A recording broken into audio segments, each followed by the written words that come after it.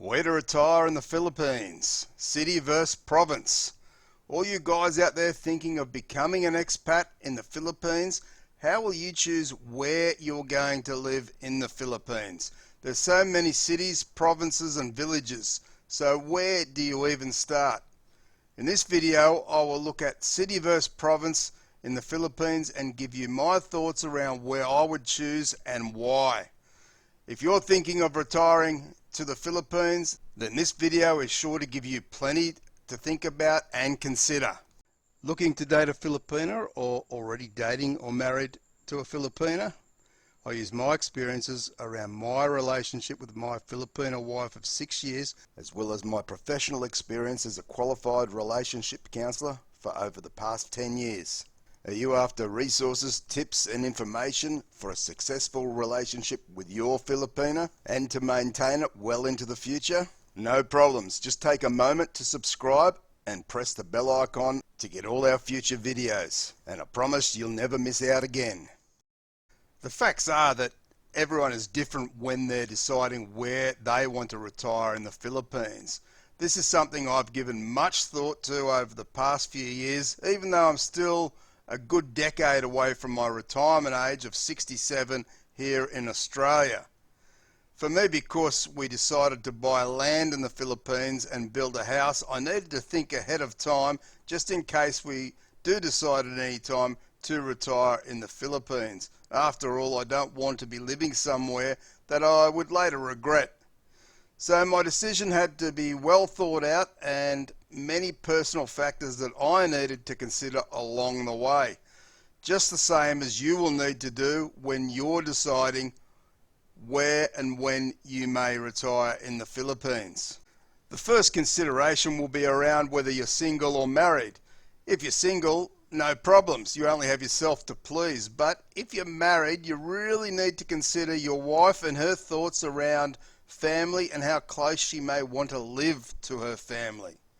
This in itself can provide huge challenges because you may not want her family always in your house for whatever reasons, but your wife may really enjoy the support her family can provide and that closeness families have in the Philippines. This is where your negotiating skills and being understanding of each other's views are really important, because you both need to be happy on the final location you choose to live, especially if you're going to build any type of house. It's probably not such a big deal if you decide just to rent, especially in the early stages while trying to work out where to live and build at a later date if that's your plan. Now remember, in the Philippines, as a foreign person, you can't own land. So the land and subsequently the house, unless it's a portable house, will be your wife's if anything happens to the marriage. Another option is leasing land for 25 years with a further 25-year extension option.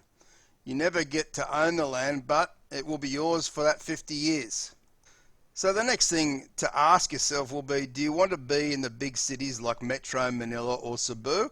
Or do you like the more quiet life in a relaxing province, or even perhaps something in between both? Something not too small but not too big. Do you want to be near the ocean, or happy to be away from the ocean where you don't need to factor in any problems around typhoons causing water levels to rise inside your house? For me, I don't really like big cities anywhere in the world. I worked in Sydney for many years and I couldn't wait to escape, and that's why now I live in a rural city of around about 45,000 people in New South Wales, Australia. It's not too big and yet not too small, and it provides all my needs. So in the Philippines, my wife came from Luzon, and so it had to be somewhere in Luzon that we were to buy the land and build the house. What was important to us was that it was central to many different parts of Luzon, including Manila, in case we needed to go there on occasions, but also close enough to go to Baguio, which is one of our favourite places to visit. And we didn't want to be too far away from family, but we didn't also want to be living on top of them. In the end, we chose Urdaneta City, Pangasinan, which isn't a huge city, but it has everything we need there, including a variety of Western restaurants for when I may get sick of the Filipino food, and of course it's only a couple of hours in either direction to most of our family members in the Philippines. We also considered that living in province areas generally becomes cheaper on the budget around food. You can buy so much fresh produce at very inexpensive prices. In the big cities you'll pay a bit more and be far more tempted to eat out more often and blow the budget, so to speak. But the main reason was to be away from the craziness of a big city like Manila with all that crazy traffic going on and many people. Looking at what budget you have is a major factor if you're seriously considering retiring in the Philippines. Really, the budget will determine your lifestyle. So thinking about the lifestyle you want to have is also key.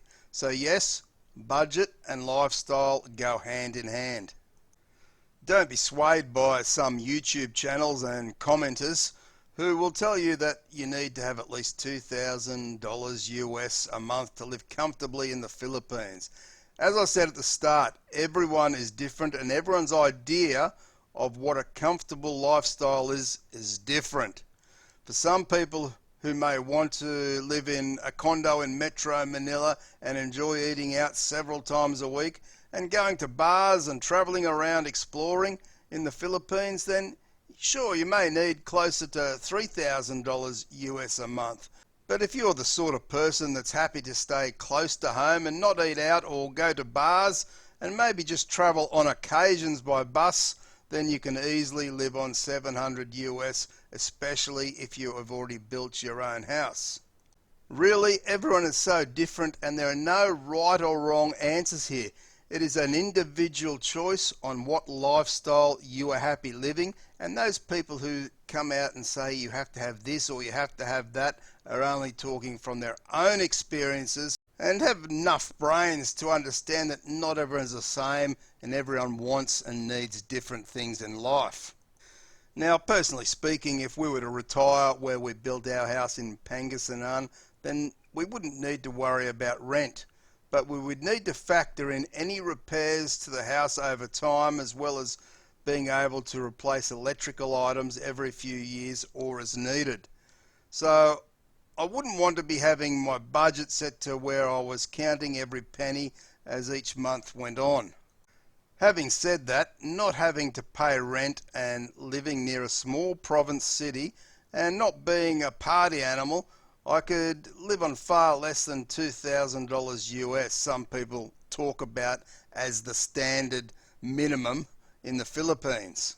For me and my wife, however, we would want to explore that amazing country and take holidays a couple of times a year.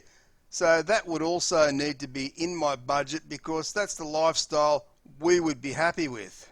And just a side note on that, you really need to be looking around if you would get bored in the Philippines, if there's plenty of things for you to be doing and having an interest in, because otherwise the Philippines, if you're just doing the same thing day in, day out, in the same place, location, then it's going to get quite boring for you.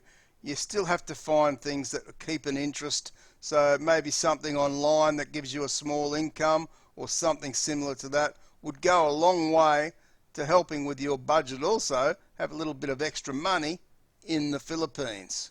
And something people don't always factor in is that you will need to factor in things like the inflation rate and prices rising in the Philippines and the exchange rate from our dollar, whether you're in the United States, Australia, New Zealand, or over in England or wherever you come from, to the Philippines peso, which can fluctuate over time, which can impact on our budget as well.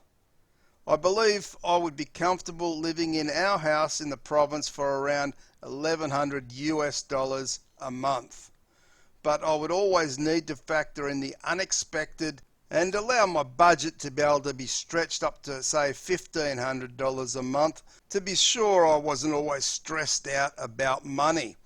If I had money left over each month, then fantastic, but if not, it would be no concern.